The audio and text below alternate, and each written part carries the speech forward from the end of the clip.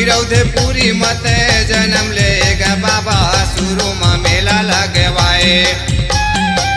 गिरौधपुरी मत जन्म लेगा बाबा शुरू में मेला लगवाए।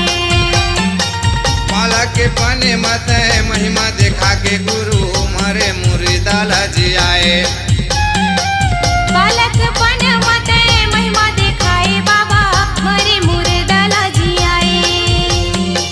जोड़ा गड़ाए जत खाम मोरे गुरु बाबा, जोड़ा गड़ाए जत खाम मोरे गुरु बाबा, दूध के गंगा बहाए। तोला नेवता है गुरु बाबा भरे सभा में चले आवे। तोला नेवता है गुरु बाबा भरे सभा में चले आवे।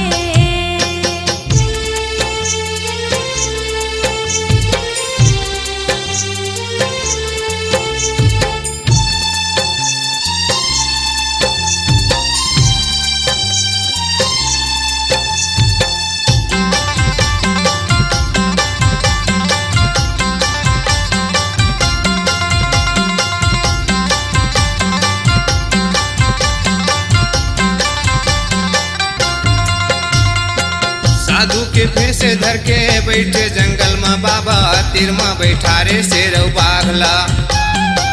साधु के भेष धर के बैठे जंगल में बाबा, तीर में बैठा रे शेरौ बाघला। ना तोला भूख लागे ना तोला प्यास लागे, कैसे बिताए दिन और रात ला। ना तोला भूख लागे ना तोला प्यास लागे, कैसे बिताए दिनों रात ला। सादा के चंदन लगाए रहे गुरु बाबा, सादा के चंदन लगाए रहे गुरु बाबा, सत्य की महिमा दिखा दे। तोला नेवता है गुरु बाबा भरे सभा में चले आवे। तोला नेवता है गुरु बाबा भरे सभा में चले आवे।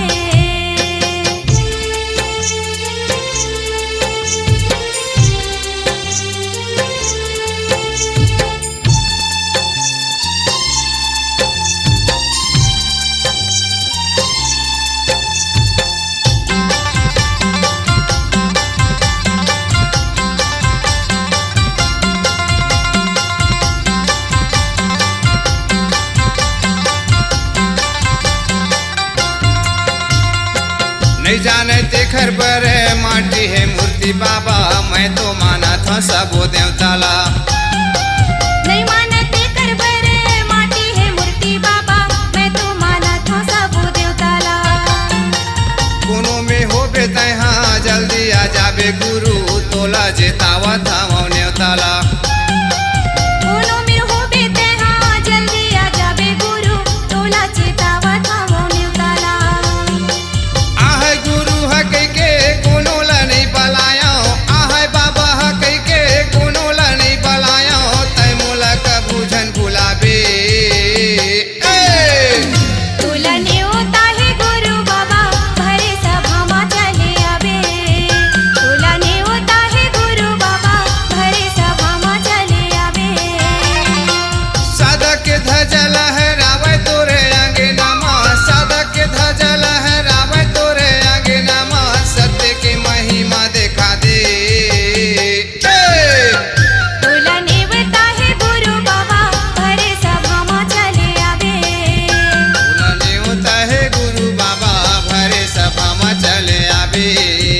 तोला नेवता है गुरु बाबा भरे सभा में चले आवे। तोला नेवता है गुरु बाबा भरे सभा में चले आवे। अपनी आवाज को दीजिए एक नया मुकाम। डिजिटल रिकॉर्डिंग की दुनिया का जाना पहचाना नाम स्वरांजलि, जहां गूंजती हैं ध्वनियां अपनी माटी की सौंधी सुगंध के साथ। छत्तीसगढ़ी संगीत के विविध रंग जो पहुंचाते हैं पूरे प्रदेश में डिजिटल रिकॉर्डिंग के संग। स्वरांजलि स्टूडियो नेमीचंद गली नंबर 2, गंजपारा, रायपुर।